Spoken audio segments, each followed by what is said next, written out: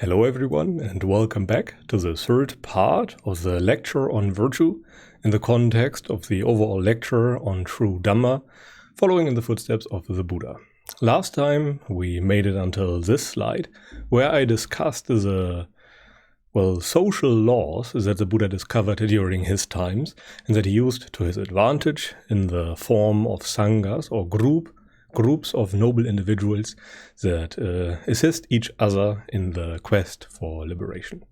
Last time we were mainly discussing the different kinds of precepts, namely everything beyond the 5 precepts. Then we discussed the merits and the difficulties of restraint and enduring. And then we made it into the section of noble communities, where we will continue today. And again, I have of course forgotten to set up my timer, so I will repeat that now to make sure that I always know how long I have been taking, so that I won't overdo it too much. Okay, this time around we will continue with the 2 social laws that underlie pretty much every social interaction in human groups, and that is pretty much programmed into our DNA. But first, as always, I sometimes forget it when it's not the first part of a lecture, I would invite you to do 5 minutes of non-reactivity or mindfulness meditation on either a meditation cushion, a chair, or anywhere else.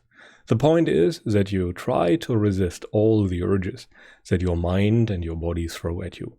Whenever there is an itch, you don't scratch yourself. Whenever there is an urge to change your posture, you don't change the posture. Whenever there is an interesting or intriguing line of thoughts popping up in the mind, you don't follow it. You just let it be. You treat various processes in the mind that typically enchant you with indifference.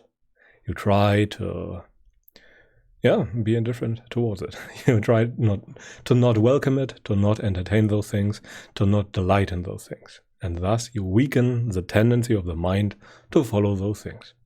I will now shortly pause so that you can actually do it, and then we continue with the lecture afterwards. Okay, I assume that you are now done with the 5 minutes of mindfulness meditation, and we continue with the 2 social laws that the Buddha outlined during his last sutta that we were discussing. And the 2 social laws are basically laws of attraction and adaptation. And those 2 laws pretty much describe all of human interaction and communication. And this is all more or less because of the observation, and please remember, this is an overlaid explanation. We observe something and then we try to find an explanation for that, which is pretty much how science works. We first observe a phenomena and then we create a model that describes it quite well. And overall, acting in unison is a big evolutionary advantage. For example, pack animals or the military overall proved that quite well.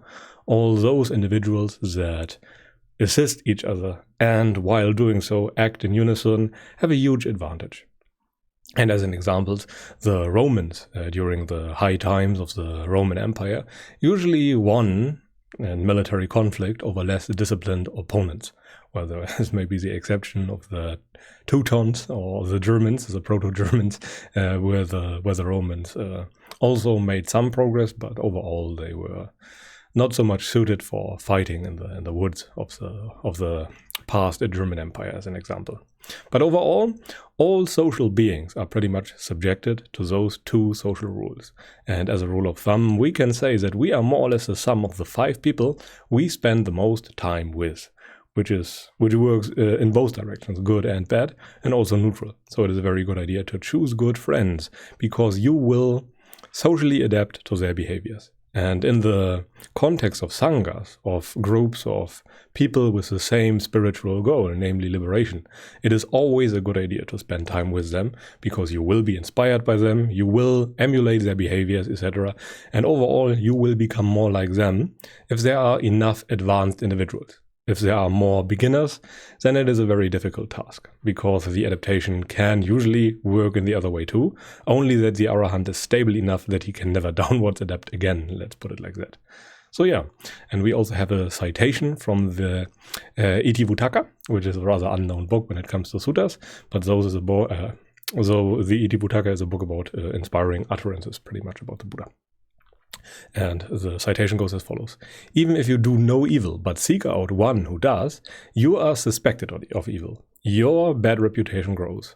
The sort of person you make a friend, the sort you seek out, that's the sort yourself will become. For your living together is of that sort.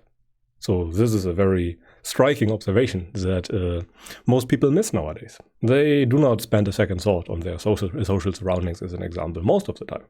But when you have this knowledge, you will make very sure that your social surroundings are in line with your goal. As an example, it can be fairly difficult for a spiritual practitioner to maintain relationships that are not so beneficial, namely people that are gambling, drinking, or engaging in instant gratification all the time, because those relationships are very much a hindrance, or can very much be a hindrance. Sometimes you can stay out of compassion, as an example, and assist them in also getting their life together.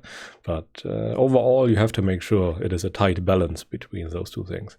And you should only really do it when you are in a good spot yourself. Then you can, allow yourself to be compassionate towards others. Otherwise, it is often the case that you will decline and not that they will increase, because the downwards pull is much stronger than your upwards impulse that you supply for others to adapt to.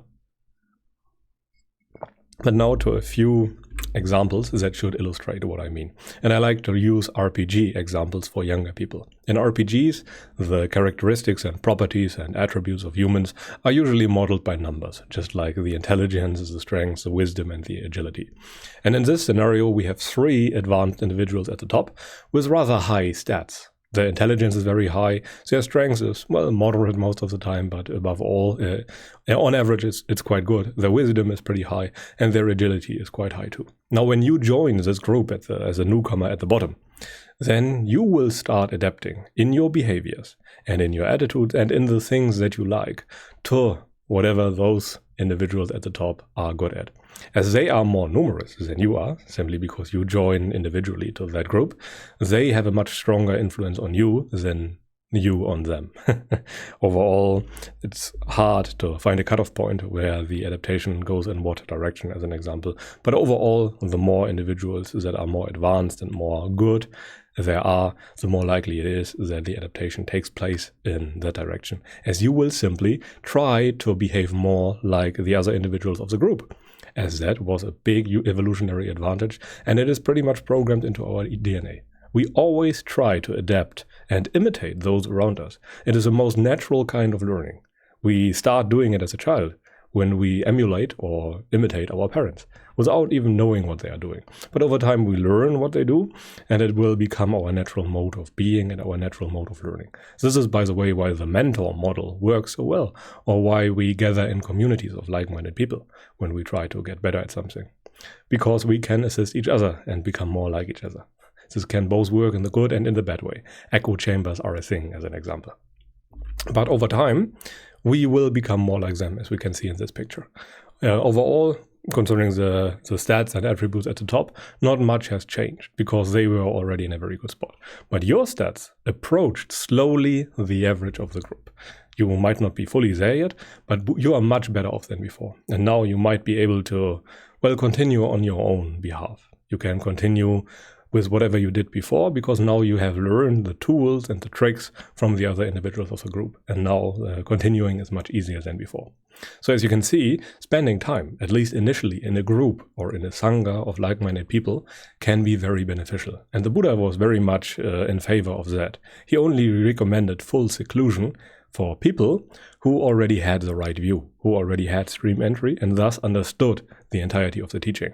Then all the discourses and discussions with other people were just accelerating their progress, but they, strictly speaking, did not need it. That's also why he called stream entry the point where you are independent of a teacher, because then you can just live in the forest and dwell on your own, and you will probably make it to arahantship sooner or later, or at least in 7 lifetimes at most. Okay, and all the beneficial groups we should spend time with, the Sanghas, the noble friends, etc., serve a purpose. They are not in itself of benefit. They are beneficial because of what they lead to. And what they lead to is that we spend more attention to the right things. And this kind of right attention is your womb attention, as we already discussed. And you can observe the social laws that we discussed from early childhood onwards. And famous intellectuals, that is not very much related to Buddhism, but still, Thomas Sowell realized that the amount of parental attention we receive and the family background, as an example, predict success in a very big way. And this is both true for spiritual success and success of a mundane kind.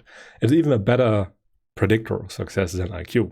And there is a famous study involving, I think, 1,500 individuals of an IQ of 140 or higher. And in that study, it has been shown that among all those individuals who were highly gifted, who had the highest possible IQs when you compare to the population average, even among those people, the family background was a much better predictor than IQ, because we already corrected for IQ in that study, as we only chose people with a very high IQ. And what remained was the family background and the amount of parental attentions. And Thomas Sowell also argued with a very striking example that he analyzed, namely that the children, that the first child of a family is usually doing much better than all the other children. And overall, the only child that does even better than the first child is the only child. And the hypothesis he formulated based on that is that the amount of parental attention is pretty much what determines the success of a person, simply because that person is much better educated, much better, corrected in their misbehaviors, as an example. And as we might know from Buddhism, and here is a small point that I want to correct when it comes to the interpretation of that study, is that it is not the attention of the parents itself, it is the correction of wrong attention that the parents do. They correct our behaviors. In a sense, as the Buddha called, the parents are our first teachers. They correct our behaviors and teach us how the world works, as the Buddha put it. And people, in that sense, can be, or at that stage in life, can be all-knowing oracles that really help us. Because whatever they know, they surely know more than us, and they can teach us how the world works. And thus we imitate good people, and the quality of the parents is very important too, by the way, then we become better in turn. And humans always do that, by the way. They always adapt to the behaviors and the social surroundings. And behaviors are what make people good or bad. The Buddha was very much intent on teaching that observation, namely that you are a farmer because you do farmer things. You are a good person because you do good people things. You are a bad person when you do bad people things. So this is also very important to keep in mind. It's not your person that is bad. Well, sure, there is some or a lot of responsibility involved, but overall it is your behaviors that make you who you are. And you should always keep that in mind and make corrections towards it, to correct your behavior. Because you can choose to not follow your evil impulses, as an example. And then you are, by definition, good. You are not responsible for a thought arising in your mind, as an example. But you are responsible for giving into that thought and following that thought and exerting ownership over that thought. That is on you. But the simple arising, akin to the based on the truth of non-self, is not on you, which is also very important. And now a bit more on the kind of right attention that I have already been teasing. And this kind of right attention and the right learning is also very important when it comes to the building of habits. And overall, spirituality can also be regarded from a certain point onward as a habit of a certain kind. And right attention is also a habit. The Buddha was always very keen on saying that his training is a gradual training that requires a lot of drilling, a lot of repetition, a lot of, as he's put it during his time, manly effort, manly strength, manly striving. It is not something that just happens from day to day. It's just something that is like, it progresses with the same speed as you use up the grip of a tool. So when you always swing an axe each day, then the handle will get thinner and thinner over time. And this is the speed of progress in spirituality. It's a gradual training, which is very important to keep in mind. And human learning, as an example, also works based on that, pretty much on that observation.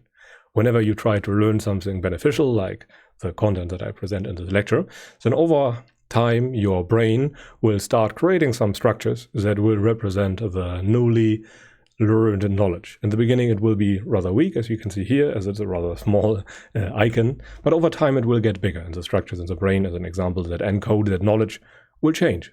and they will represent the new knowledge stronger and stronger, which is a rather good thing. And you can very much call that right attention and right learning as an example, because if the object of the learning is beneficial and wholesome, then it is surely right in the Buddhist sense. However, it can change once you start introducing things that are not so beneficial. But for now, if we do it long enough, then the structures in the brain are very rigid. And it's very unlikely that they change, because overall the brain or the mind works habitually.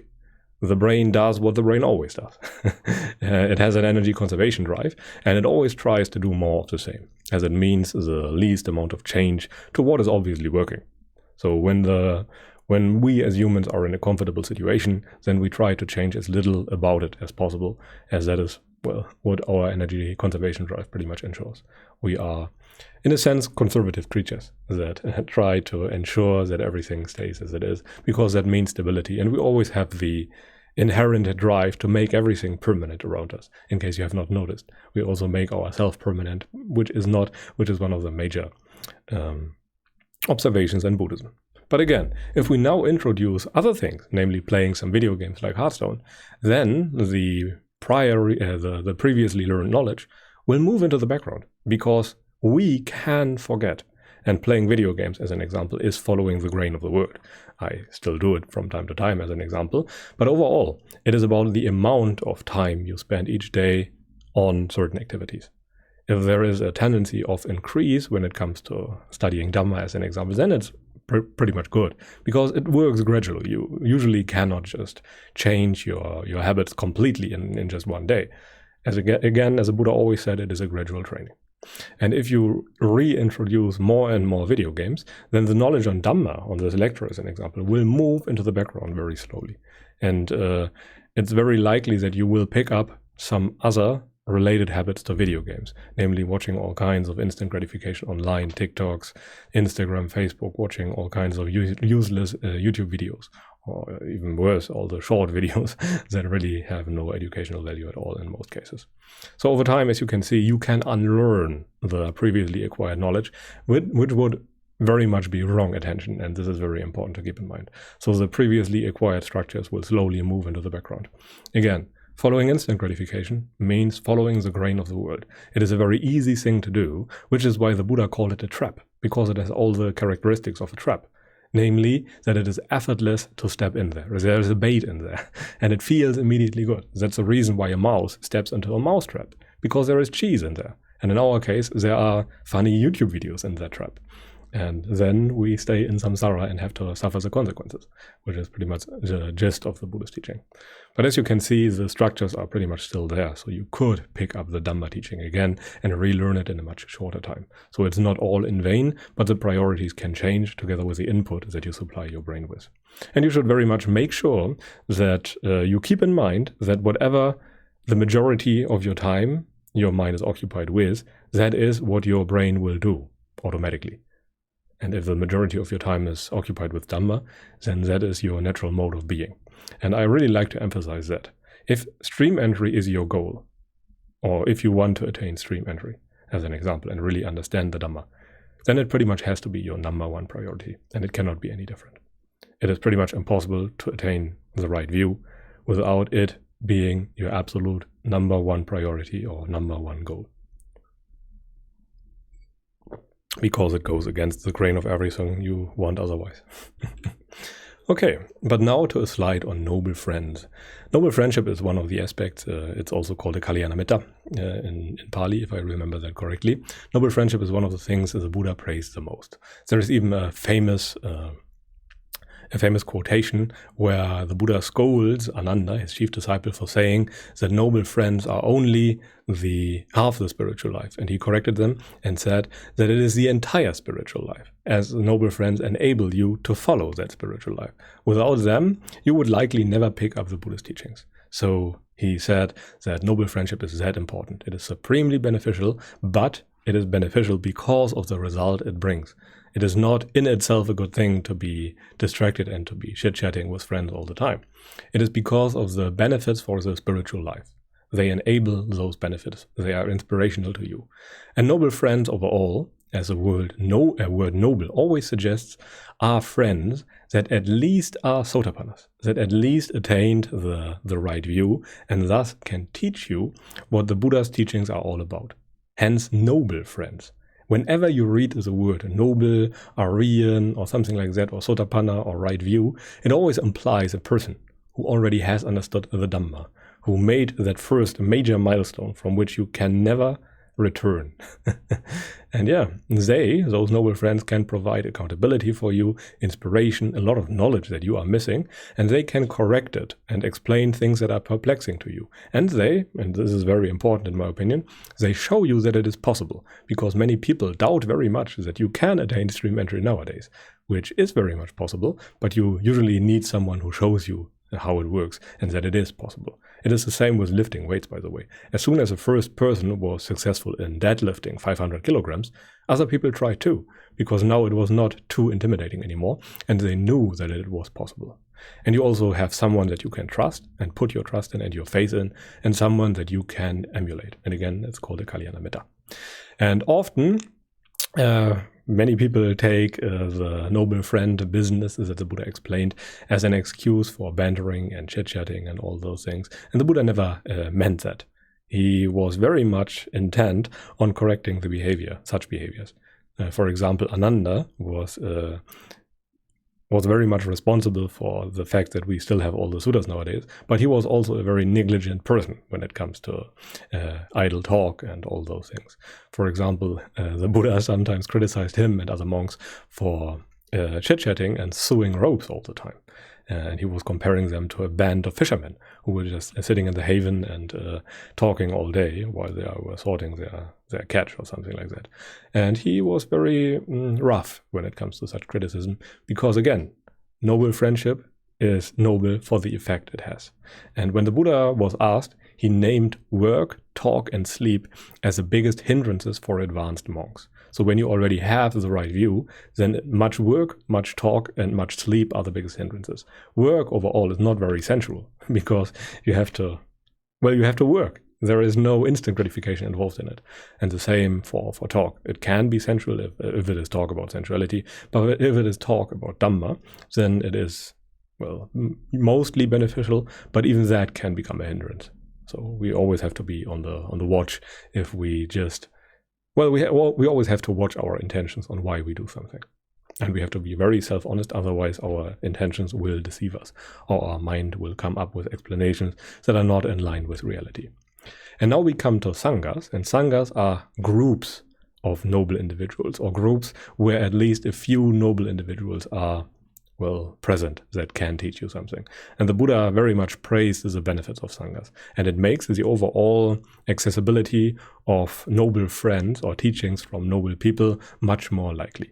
And it also introduces the concept of group accountability, and it is a mechanism to propagate knowledge to newer generations. As an example, without any Sangha that the Buddha established during his time, we would not have any Dhamma today. It is the simple reason why we still have the teachings of the Buddha available and thus know the way out of suffering, to put it very bluntly. And overall, a Sangha, or at least a noble Sangha, let's not call it a noble Sangha, because according to the Buddha, a noble Sangha is a group of people where each of the individuals are at least of right view. Yeah, but overall it is the optimal environment for beginners to learn Buddhism and to learn the Dhamma. And traditionally, this is also something that is very different nowadays, as I understand it at least. The advanced monks did most of the work during the time of the Buddha, and the beginners had to do all the training when it comes to the mind and the taming of the mind. Nowadays that has, for some reason, shifted, that the novices have to do, all the work for like 5 years, and then they are granted the teachings and the access to the let's call it highest Dhamma. There is no highest Dhamma, by the way, but people like to call it like that. Dhamma is Dhamma. There is only one Dhamma. But yeah, and seclusion overall and the access to Sanghas have to be balanced.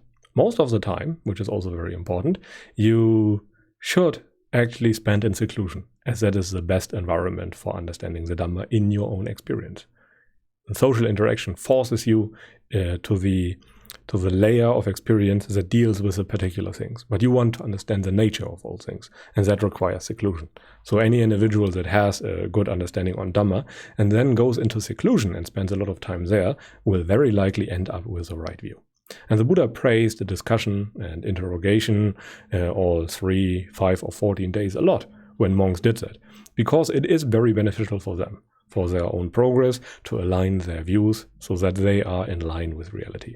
But it is not strictly necessary beyond stream entry, which is also very important to keep in mind. So when you already understood the Dhamma, you could also just maintain your higher virtue, maintain your higher wisdom and your concentration, your samadhi, and then just spend time alone, and you are very likely to become an arahant based on that, given enough time.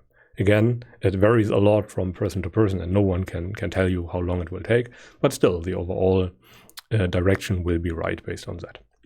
Okay, and now to a simile that I like a lot. It's from the Dhammapada. It's verses 328 to 330. And I will just read it to you. If you gain a noble companion, a fellow traveler, right living, enlightened, overcoming all dangers, go with him, gratified, mindful. If you don't gain a noble companion, a fellow traveler, right living, enlightened, go alone, like a king renouncing his kingdom, like the Tusker elephant in the Matanga wilds, his herd. Going alone is better. There is no companionship with a fool. Go alone, doing no evil at peace, like the elephant in the Matanga wilds. And this short citation contains a lot of truth, because if you, just for the case, for the purpose of having people around you, go with people who are evil or who are fools, and the Buddha liked to call those people fools who had the wrong goals as an example, then you will regress when it comes to the Dhamma. But when you find a noble companion who is virtuous, who is doing all the right things, then by all means you should spend time with him, even as someone who has already gained the right view. Because he can very likely teach you something and you can teach him something. And it's a mutual, beneficial relationship. But when there is no such person available to you, then it's much better to only spend time in seclusion and only go alone. Because based on that, you will make the right choices. You will make progress pretty much. It is a perfect, environment, let's put it like that, for understanding the Dhamma. The Dhamma always has to be understood alone, in your experience. Secluded from other people, and you will understand why that is the case. Either you already know it, or you will understand it in chapter 6, where we talk a lot about such things. But now we continue with the Brahmaviharas. The Brahmaviharas are also called the divine abodes. In Germany, it's called the göttliche Verweilstätten. And those are states of mind that are very pleasant. And again, I always have to point out that the Brahmaviharas, just as Jhana, are twofold. One's with right view and one's without right view. Without right view, they will lead you to the Brahma world. With right view, they will lead you to the full liberation of mind. The principle of dependent origination, namely the understanding of right view, is what makes them noble or not noble. And the Brahmaviharas describe 4 divine emotions. And again, you have to keep in mind, an emotion is not a feeling in the sense of Vedana. And they feel divine, but more on that in chapter 9, where I explain a bit about the Brahmaviharas on the very practical level, namely where we discuss all the methods. And those 4 emotions are metta, or an attitude of friendliness, compassion, appreciative joy, or altruistic joy, and equanimity. Or more precisely, the Buddha liked to phrase them as negatives: non-ill will, non-cruelty, non-discontentment, and non-aversion. The emotions are usually characterized by the absence of certain things, namely by the absence of those negative qualities. So they are often interpreted as love in the affective kind, which is not true. They describe the absence of those negatives, and the only thing that remains is an attitude of friendliness. And it is good to think of metta as an attitude of friendliness. It's like treating strangers that are ill-behaved like you would treat your best friend if he would be ill-behaving. Then you would be much more patient with him and you would explain it to him, etc. So this is the attitude that a monk who has cultivated metta has towards other people. It is not completely being fallen in love for another person. It is this kind of impartial love that the Buddha described. You, in essence, make the entire world your friend. Again, this is very important to keep in mind. And I like to give you a small simile on the 4 Brahmaviharas. And I will read it to you and explain it through the course of this citation. Here, Brahman, the Buddha was often talking to priests, which were also called Brahmins. When I am dwelling in dependence of a village or town, I enter a grove. I collect some grass after the alms food gathering, or leaves that I find into a pile, and then I sit down. Having folded my legs crosswise and straightened my body, I bring mindfulness to the fourth. Namely, I establish mindfulness directed at one of the four foundations of mindfulness. And then I dwell pervading 1/4 with a mind imbued with loving kindness. Likewise the second, third, fourth, above, below, across, and everywhere, so that to all as to myself. I dwell pervading the entire world with a mind imbued with loving kindness, vast, exalted, measureless, without enmity, without ill will. I dwell pervading 1/4 with a mind imbued with compassion, with altruistic joy, with equanimity, likewise all the other quarters above and below, etc. Thus, above, below, across, and everywhere, and to all as to myself, I dwell pervading the entire world. The world always refers to the senses, the world of the senses, with a mind imbued with equanimity, vast, exalted, measureless, without enmity, without ill will. Then, Brahman, when I am in such a state, if I walk back and forth, on that occasion, my walking back and forth is divine. If I am standing, on that occasion, my standing is divine. If I am sitting, on that occasion, my sitting is divine. If I lie down, on that occasion, this is my divine, high, and luxurious bed. This is a divine, high, and luxurious bed that at present I can gain at will without trouble or difficulty. Again, you can scan the QR code to get to the sutta in the end. But this is a very important citation. What the Buddha explained here is that when he cultivates or directs his mind towards the mind of ill will, so that the mind becomes like that, namely that there is no ill will towards anything that can arise through the six senses, then his mind is like that, and his mind will feel divine. It is much better than a high and luxurious bed that householders or even Brahmins enjoy, simply because his mind is so lofty that even the grossest kind of worldly existence will still feel divine to him, simply because his mind is so detached from the worldly pleasures. So whatever there is, wearing hemp ropes that are very rough on the skin will still feel divine to you, simply because your mind is so well trained. And what the Buddha essentially said is that he is normally meditating, and then in his meditation he is practicing this kind of metta, where he is pretty much banishing all ill will from his mind. And this is what you do in metta meditation. When the Buddha taught it, he always taught it like this, and not like a recitation of magical verses or mantras that try to radiate the feeling of metta to all living beings. That can also be a beneficial practice in the beginning, by the way. There's nothing wrong with that, but you should always, and I repeat that quite often, keep in mind that there are certain limitations when it comes to meditation method. But anyway, let us now continue. And I like to emphasize this here, namely the cap, the Brahma world. Namely, that is one of the more or less highest attainable or realistically highest attainable worlds when it comes to training yourself in virtue. The Brahmaviharas, namely, are not special to the Buddhas. What is special to the Buddhas is the teachings on dependent origination or the right view. They are what make the Brahmaviharas, just like they are what make the Jhanas a vehicle to full liberation. Without the right view, they will just lead you to heaven, as the Buddha put it. They include the word Brahma because they lead to the Brahma world, as explained in Majjhima Nikaya number 97. And they are more or less the highest realistically attainable world without the help of the Buddha. They work without wisdom, and the Buddha called them, without wisdom, inferior to the noble penetration of the Four Noble Truths, by the way. And he even gave a citation in one of those suttas, namely he asked his chief disciple a question, and this was probably the only time where he ever criticized Sariputta, and he said, Sariputta, having established, he gave a discourse to the Brahmin Dhananjani, having established the Brahmin Dhananjani in the inferior Brahma world, why did you rise from your seat and leave while there was still more to be done? So he was criticizing Sariputta because he did not teach him the Dhamma, but only the virtue part of the Brahmaviharas. Without the right view, the Brahmaviharas are mundane. They will not lead you to liberation. They are a good foundation for liberation, but without the right view, again, any kind of practice will not lead you to liberation, which is very, very important. And the Buddha also said that death in right jhana will lead to even higher rebirths, but jhana, at least nowadays, is only realistically possible based on the understanding of Dhamma. because you will likely encounter the Buddha Dhamma before you develop jhana on your own, because that is even how the Buddha worked. He first looked for teachers who could teach him the way to liberation. And then, when he found none, he decided to do it on his own. And this is just how humans work. That's how they practice Dhamma, as an example. And practicing the Brahmaviharas with the right view can be and is a very legit vehicle to full liberation. But again, it all stands and falls with the right view. This is why the right view is so important. Without the right view, you can only weaken craving. With the right view, you can completely uproot and eliminate craving. Yeah. And again, here's another citation on the Brahmaviharas that I also like. And again, I will read it to you.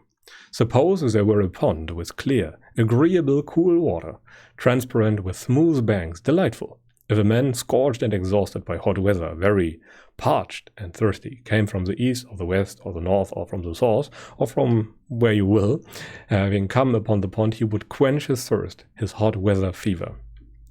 So too, monk, if anyone from a clan of nobles goes forth from the home life into homelessness, and after encountering the Dhamma and discipline proclaimed by the Tathagata, which is the Buddha, develops loving kindness, compassion, appreciative joy, and equanimity, and thereby gains internal peace, then because of that internal peace, he practices a way proper to the recluse, I say. And this citation communicates quite well the feeling of the Brahmaviharas. Again, as is a stopping of something oppressive. You quench your thirst. So it is no longer oppressing you. You heal yourself from a disease or an ailment you were suffering from before. And the Buddha was often called the supreme surgeon, as he heals people completely by removing the fundamental condition that is wrong with us, that always leads to our problems respawning again and again. And in that sense, understanding the Dhamma is the supreme cure to pretty much all ailments and all problems. And here, the understanding and the practicing of the 4 Brahmaviharas is that refuge to some practitioners. And when he practices like that, he practices the way proper to the recluses. Namely, he completely eliminates ill will, cruelty, discontentment, and aversion from his mind, which is a fertile ground for insight, or a fertile ground based on the right view for the full liberation of mind, namely for the attainment of Nibbana. And now to a few words on the similarity to the jhanas. When you read the suttas, there is not much to mistake those two states, by the way, but when it comes to modern practices, those states can be quite similar. And it's quite easy to mistake the experience of the Brahmaviharas for the experience of jhana.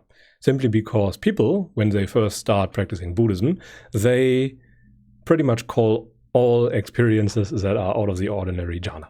This is the reason why there are at least 40 to 100 different kinds of jhanas, according to the different teachers that are out there. They encountered a magical, good-feeling state, and they call it jhana, because that states usually share some properties of the jhanas. And then they go to the suttas and cherry-pick those descriptions by the Buddha that match the characteristics of their experience, and then they call it a jhana. And now you have a problem because there are 40 to 100 different kinds of jhanas, and they can't all be right. And when you read other citations about jhana, then you will clearly see that pretty much none of those states are what the Buddha called jhana. And Brahmavihara overall can mimic jhanas to a certain kind. Some qualities are similar to them because, Brahmaviharas describe the absence of certain kinds of feelings or emotions, and they are nice because you suppress those emotions for a time. And jhana is nice because of the independence of all feelings, because you have surmounted the sensual domain, the body, pretty much. And the 4 Brahmaviharas also lead to a state of equanimity, but there are different kinds of equanimity. And again, the 4th jhana is called purified by equanimity, so there's also equanimity involved. So that makes them, for the untrained mind, easy to mistake for each other. But again, Brahmaviharas are, more or less a suppression of emotions, and jhana is a surmounting of the body, of the complete sensual domain, and thus feelings cannot touch you anymore. So they are different vehicles. And again, the Noble Eightfold Path, namely the training that leads you to the complete elimination of craving and the complete surmounting of suffering, begins with the right view, or with stream entry, and ends with right samadhi or right jhana. But much more on that later, which is also very important. People always mistake that. Everything that leads up to the right view is pretty much virtue, and you try to understand the right view. And once you understood it, you can actually start practicing the true Buddha Dhamma. Again, as said on the first Arahant Summit, there is no Dhamma without virtue, but Dhamma is not virtue. Also very important. And now we start with the 4 right exertions that should highlight a few aspects on the training when it comes to morality and virtue, as the Buddha taught it to his son Rahula as an example, which is one of the most detailed descriptions on the 4 right exertions you will find in the suttas. And the 4 right exertions are as follows. A person who trains himself in the 4 right exertions generates a desire, endeavor, activates persistence, upholds and exerts his intent for preventing unwholesome states of mind from arising, abandoning already present unwholesome states of mind, cultivating future wholesome states of mind, and maintaining already present wholesome states of mind. This is the 4 right exertions. In essence, it says that you try to bring your training in morality and virtue to fulfillment. You try to abandon all unwholesome things, and you try to cultivate all wholesome things. This is the gist of the 4 right exertions. And again, here is the citation from the Rahula Sutta. And I forgot the number. It's Majjhima Nikaya 61. And I will just read it to you and then say a few words about it. Rahula, when you wish to do an action with the body, you should reflect upon that same bodily action thus. Would this action that I wish to do with the body lead to my own affliction, or to the affliction of others, or to the affliction of both? Is it an unwholesome bodily action with painful consequences, with painful results? When you reflect, if you know this action that I wish to do with the body would lead to my affliction, or to the affliction of others, or to the affliction of both, then it is an unwholesome bodily action with painful consequences, with painful results. Then you definitely should not do such an action with the body. But when you reflect, if you know this action that I wish to do with the body would not lead to my own affliction, or to the affliction of others, or to the affliction of both, it is a wholesome bodily action with pleasant consequences, with pleasant results, and you may do such an action with the body. This is just one small part of the entire sutta that you can read up in detail. And we want to analyze that in a bit more detail, because the Buddha repeated very similar statements when it comes to spoken words and to thoughts, pretty much, to verbal actions and to mental actions. And he always said pretty much the very same thing. You should first make sure that that action of either body, then speech, then mind leads to your own affliction, to the affliction of others, or to both. And when any of that is the case, then you don't do that action. Because in the beginning, you have no other tool to assess if an action is good or bad. So you must think about it and ponder about it and try to imagine the possible results of that action. Because you can't very likely see your own intentions that are involved. The intentions are ultimately what decide if any action of body, speech and mind is good or bad. But if you can't see your intentions yet, you have to orient yourself by looking at the possible results of your action. And thus train yourself in the beginning. So this is what you should do. And the Buddha was also repeating that statement when it comes to before you do something, while you do something, and after you do something. You should always reflect and train yourself in that way, so that pretty much everything is covered. You should make sure before, if something might be potentially bad, then while you do something, you should also reflect if something is potentially bad, and afterwards it is quite clear if that action of yours was good or bad. And then you should reflect again and keep it in mind for the next time. And you should always make sure that your actions are leading to good results. And you have to train yourself in this way until your own intentions become visible to you, because they are very subtle mental phenomena that cannot be seen unless your virtue is already very strong, unless your craving is already sufficiently weakened to see such phenomena, unless your mindfulness is strong enough to discern such things. Again, this is very important to keep in mind. And this is pretty much the initial training in virtue.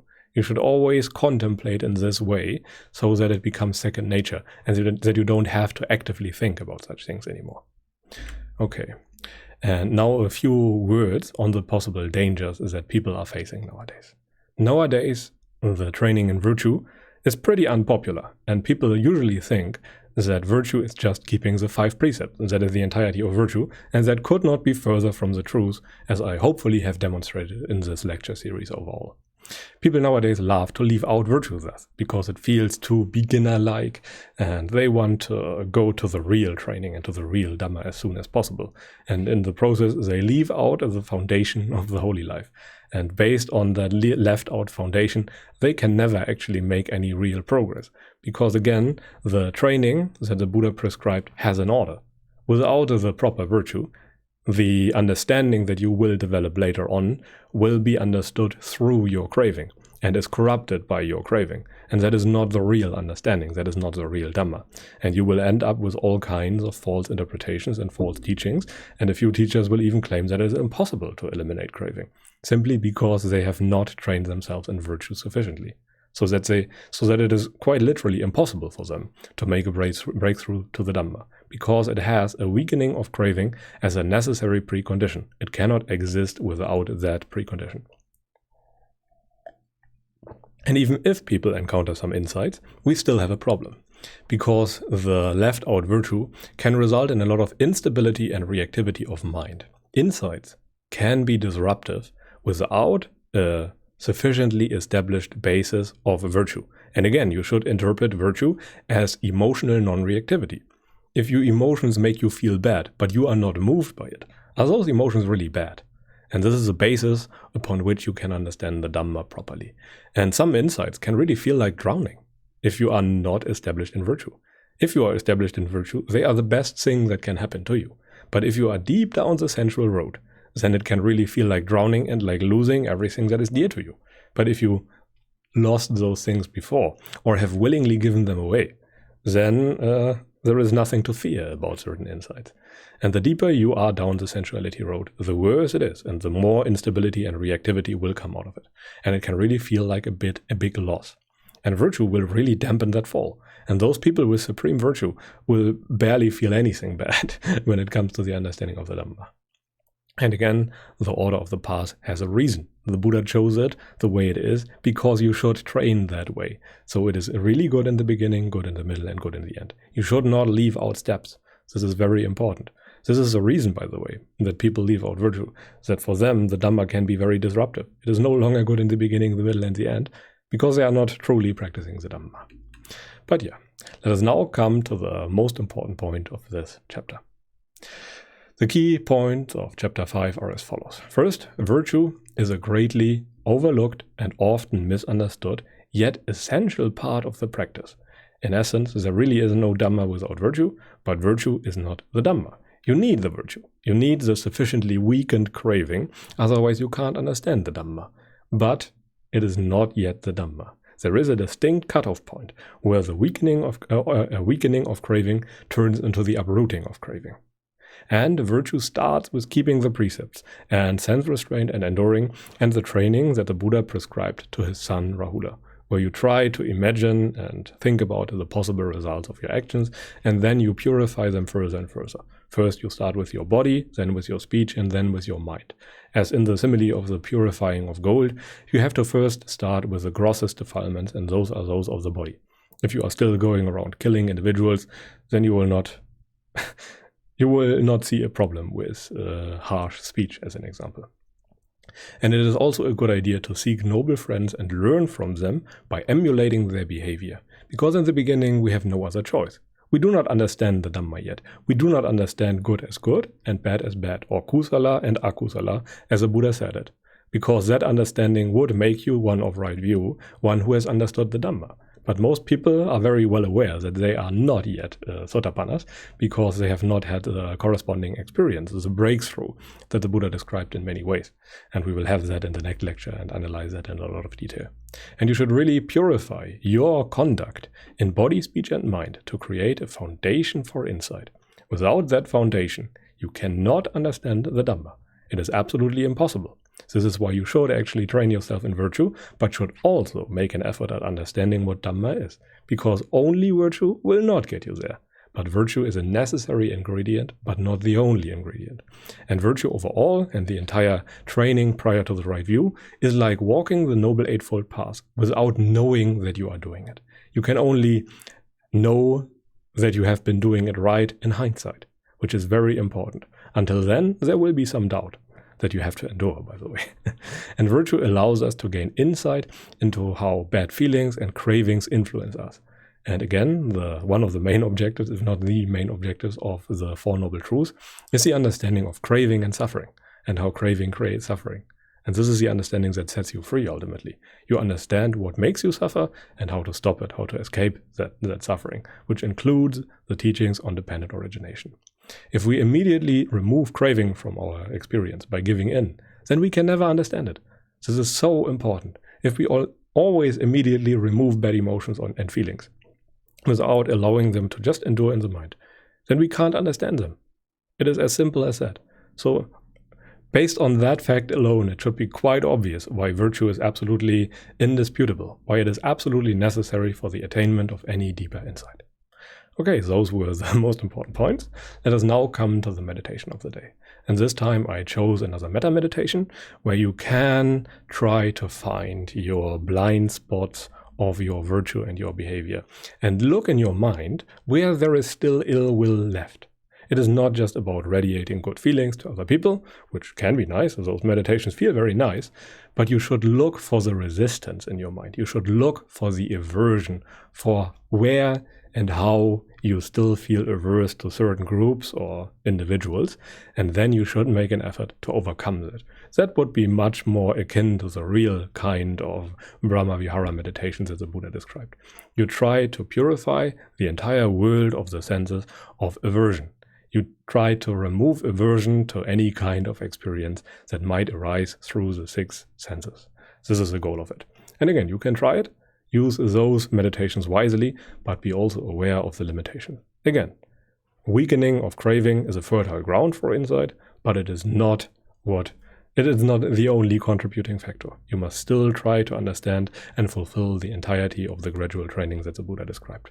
Seclusion is necessary, and all the other aspects are also necessary. Trying to understand, contemplation, noble friends are good, and try to non-delight in the entire world, pretty much. This is what the gradual training consists of. See in danger and the slightest fault, etc. There are many descriptions in the suttas that you can read up. But anyway, now as always is a good time for questions and answers. So if you have any questions and if there is anything unclear, then feel free to comment down below and ask a question, and I will collect those questions for upcoming lectures where I discuss them in detail, either with a noble friend or alone. We will see that, but probably with a noble friend of mine. And we will hopefully give good answers to those questions that everyone can benefit from. I will of course also answer in the comments, but it's better. It is better if many people can profit from those answers to those questions. And again, it would be good if you start a new comment thread, so YouTube informs me of the comments. Otherwise, I will likely overlook them because I can't scan each video that I have created every day, and YouTube seldomly shows me those comments. Okay, but this is pretty much it for today. Now to the contact slide. Again, if you want to join the Dhamma Hub Discord, feel free to scan the middle QR code. If you want to support me on Patreon or find ebooks, scan the top one, or if you just want to find books, you can scan the Amazon QR code. But again, the important books are all free and linked in the channel banner, so you can just read them. And it's really just a support decision. If you want to support me, you can do it.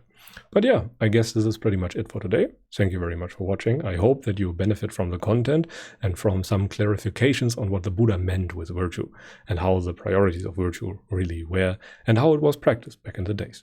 Because that is the real kind of virtue, the really good vehicle on the basis of which you can understand the Dhamma and ultimately gain liberation of mind. If you know anyone who might profit from such a lecture, feel free to recommend it to them. But until then, I wish you a pleasant day and goodbye, and maybe until next week.